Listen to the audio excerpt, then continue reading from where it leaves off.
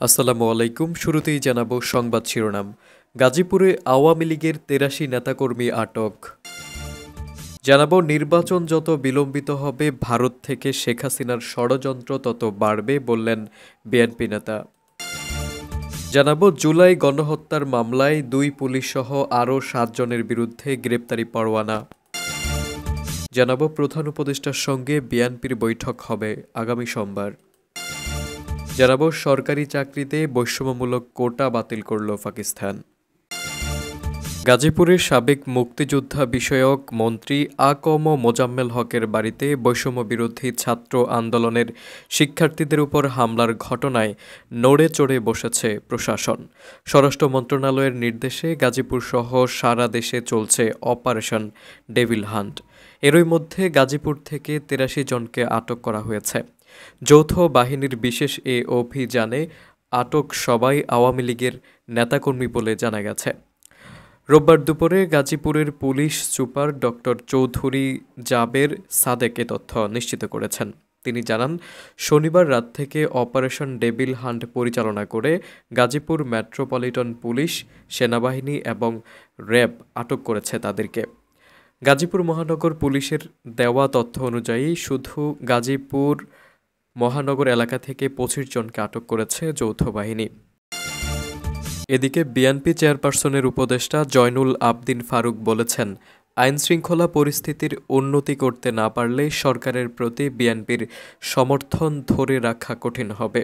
তিনি দাবি করেন, নির্বাচন যত দেরি হবে ভারত থেকে শেখ হাসিনার ষড়যন্ত্র তত বাড়বে। রবিবার জাতীয় প্রেসক্লাবে তৃণমূল নাগরিক কমিটির এক অবস্থান কর্মসূচিতে তিনি এসব কথা বলেন। ফারুক বলেন, প্রশাসনে এখনও আওয়ামী লীগের দোসররা রয়ে গেছে। তাদের রেখে অপারেশন ডেভিল হান্টের মাধ্যমে শুধু টোকাই ধরে বিশৃঙ্খলা নিয়ন্ত্রণ সম্ভব নয়। তিনি আরও বলেন, যদি কোনো বাড়ি থেকে গুম ও খুনের নির্দেশ দেয়া হয়ে থাকে তাহলে যতই স্মৃতি বিজড়িত হোক না কেন সেসব স্থাপনা ভাঙা সঠিক হয়েছে বলেও মন্তব্য করেন তিনি। এদিকে গত বছরে জুলাই আগস্টে সংঘটিত গণ-অভ্যুত্থানে গণহত্যার অভিযোগে হওয়া মামলায় ২ পুলিশ সদস্য সহ আরও ৭ জনের বিরুদ্ধে গ্রেপ্তারি পরোয়ানা জারি করেছেন আন্তর্জাতিক অপরাধ ট্রাইব্যুনাল। এছাড়া একজন পুলিশ কনস্টেবলকে জিজ্ঞাসাবাদের অনুমতি দেওয়া হয়েছে। রোববার জুলাই গণহত্যার মামলায় মিরপুর, রামপুরা ও উত্তরার ঘটনায় এই গ্রেপ্তারি পরোয়ানা জারি করা হয়।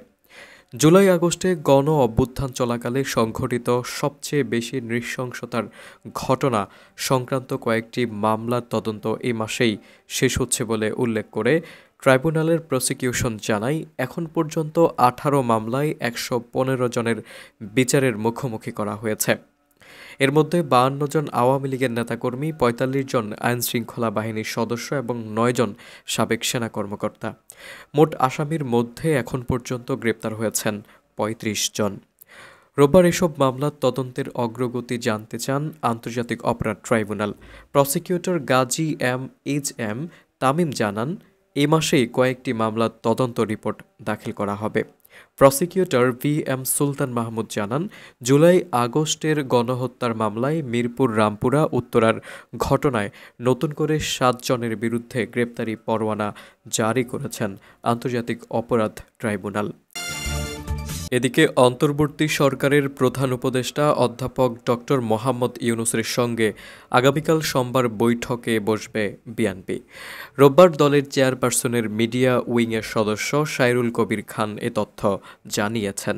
তিনি বলেন, আগামীকাল সোমবার সন্ধ্যা ৬টায় প্রধান উপদেষ্টার সঙ্গে বিএনপির বৈঠক হওয়ার কথা রয়েছে। বিএনপি সূত্রে জানা গেছে, চলমান রাজনৈতিক পরিস্থিতি নিয়ে বিএনপির উদ্বেগের বিষয়টি প্রধান উপদেষ্টার সঙ্গে বৈঠকে তুলে ধরা হবে। একই সঙ্গে অন্তর্বর্তী সরকারকে বিএনপির সহযোগিতা অব্যাহত রাখার বার্তাও দেওয়া হবে। পাশাপাশি আগামী নির্বাচনের রোড ম্যাপ ঘোষণার বিষয়টি নিয়ে বৈঠকে আলোচনা হতে পারে। বিএনপির প্রতিনিধি দলে কারা থাকছেন সে বিষয়ে এখনও কিছু জানায়নি। তবে রোববার বিকেলে যুক্তরাষ্ট্র সফর শেষে দেশে ফিরছেন বিএনপির মহাসচিব মির্জা ফখরুল ইসলাম আলমগীর ও দলের স্থায়ী কমিটির সদস্য আমির খসরু মাহমুদ চৌধুরী। এ দুই নেতার প্রধান উপদেষ্টার সঙ্গে বৈঠকে থাকার কথা রয়েছে।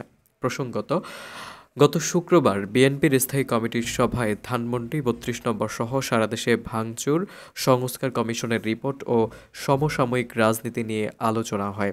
ওই আলোচনা সভায় প্রধান উপদেষ্টার সঙ্গে বৈঠকের সিদ্ধান্ত গ্রহণ করা হয়। এদিকে সরকারি চাকরি প্রাপ্তির ক্ষেত্রে বৈষম্যমূলক এক কোটা ব্যবস্থা বাতিল করেছে পাকিস্তান সরকার। মূলত দেশটিতে চাকরিরত অবস্থায় মারা যাওয়া কর্মকর্তা কর্মচারীদের পরিবারের সদস্যদের কোনো ধরনের পরীক্ষা বা প্রতিযোগিতা ছাড়াই চাকরি পাওয়ার যে বিধান এতদিন ছিল সেটা বাতিল করা হয়েছে। শনিবার এক প্রতিবেদনে এ তথ্য জানিয়েছে পাকিস্তানি সংবাদ মাধ্যম এক্সপ্রেস ট্রিবিউন। সংস্থাটি বলছে, চাকরিরত অবস্থায় মারা যাওয়া সরকারি কর্মচারী বা কর্মকর্তা পরিবারের সদস্যদের পরীক্ষা বা প্রতিযোগিতা ছাড়াই চাকরি দেওয়ার সুবিধা বাতিল করেছে পাকিস্তান সরকার। এ বিষয়ে সুপ্রিম কোর্টের সিদ্ধান্ত বাস্তবায়নে সব মন্ত্রণালয় ও ডাক বিভাগকে আনুষ্ঠানিক নির্দেশনা দিয়েছে দেশটির সংস্থাপন বিভাগ। সংস্থাপন বিভাগের জারি করা বিজ্ঞপ্তি অনুসারে ২০২৪ সালের ১৮ অক্টোবর দেওয়া সুপ্রিম কোর্টের রায় মেনে কর্মকর্তা কর্মচারীদের পরিবারের সদস্যদের চাকরি পাওয়ার এ বিষয়টি প্রত্যাহার করা হয়েছে। এ সিদ্ধান্ত সুপ্রিম কোর্টের রায়ের তারিখ থেকে কার্যকর হবে। তবে মৃত কর্মচারীদের পরিবারের সদস্যরা এখনও প্রধানমন্ত্রীর সহায়তা প্যাকেজের অধীনে অন্যান্য সুবিধার যোগ্য হবেন।